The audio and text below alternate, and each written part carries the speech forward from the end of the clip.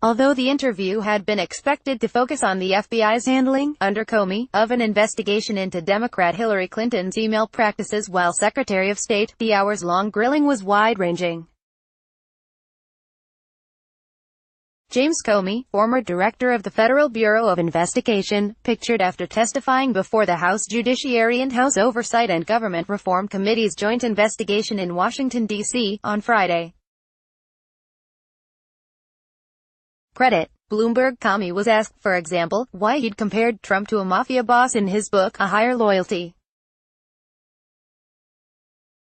He responded that Trump's leadership style is all about me, what you can do for me, it's all about your loyalty to me.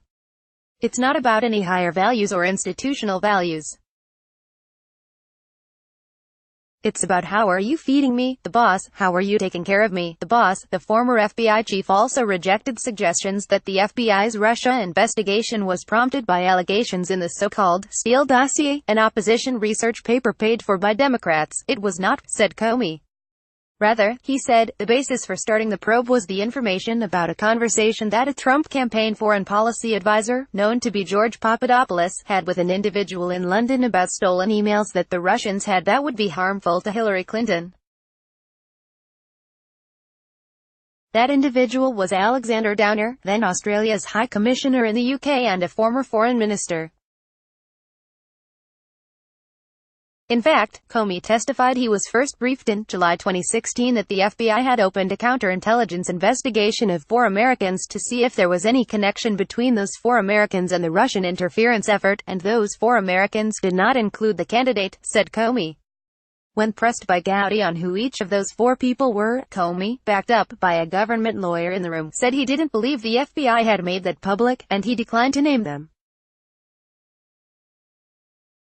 President Donald Trump greets then FBI Director James Comey with a handshake back in January 2017. Credit. Bloomberg. Former President Barack Obama never ordered him to have the FBI spy on and infiltrate the Trump campaign, he said. Comey added, in regard to the probe into Clinton's email practices, that anybody that thinks we were on Team Clinton, trying to cut her a break, is smoking something. Representative John Ratcliffe, a Texas Republican, objected to the comment as non-responsive. Comey also declined to offer an opinion on whether his own firing by Trump was justified or obstruction of justice. I don't know that I can answer that question because I'm a witness, in a sense, he said. I don't know the universe of facts that would reflect on that, so I can't answer it. Loading. Before it was even released, the transcript sparked disagreement on whether new light was cast on the enforcement agency and Department of Justice investigative actions. Republicans have been examining whether the Federal Bureau of Investigation and DOJ investigative priorities were tainted by political bias against Trump during the 2016 presidential campaign.